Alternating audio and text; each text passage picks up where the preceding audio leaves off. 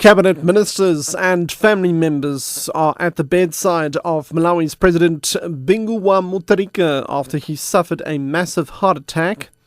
And the N1 and its alternative route, the R101 between Polokwane and Pretoria, are experiencing heavy traffic volumes. I'm Richard Brooks. Cabinet ministers and family members are at the bedside of Malawi's President Binguwa Mutharika. That's after he suffered a massive heart attack in Lilongwe. There have been reports of plans to bring the unconscious 78-year-old to South Africa for treatment.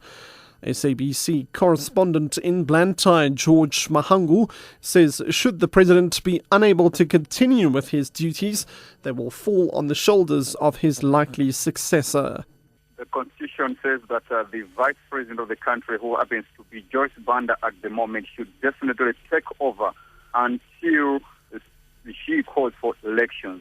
So that is what is happening. But looking at the political differences that are there between the incumbent president, who is now hospitalized, and Joyce Banda herself, we are definitely going to see maybe a government of national unity coming into force.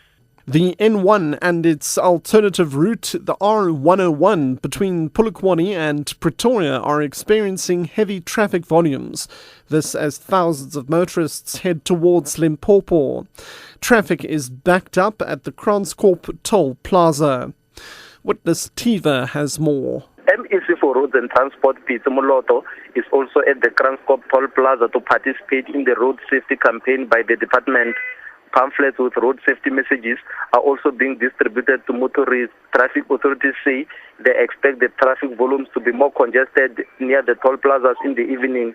Some of the vehicles are public transportation, ferrying ZCC worshippers to Moria. Traffic authorities urge motorists to always obey the traffic rules. Meanwhile, a number of roadblocks have been mounted on the two busy roads. I am Witness Tiva, SABC News, Kranskorp. The SA National Road Agency has been accused of trying to duck legal action against it over the e-tolling system.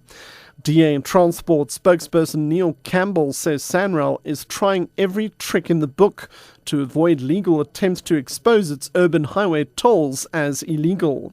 He says the parties were to have met at the National Consumer Commission today, but SANRAL had cancelled. Last week, SANRAL did not arrive in time for a meeting. The electronic toll gates will start operating at the end of this month. President Jacob Zuma has urged the private sector to increase investment in smaller towns to promote economic development.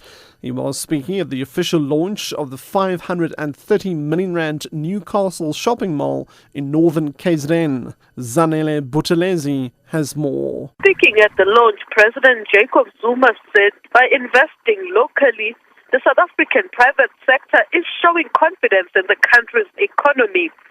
The Newcastle Mall is said to be the biggest in northern KwaZulu-Natal. It has created about 1,500 permanent jobs. President Zuma says he hopes more businesses would be encouraged to take advantage of investment opportunities in smaller towns.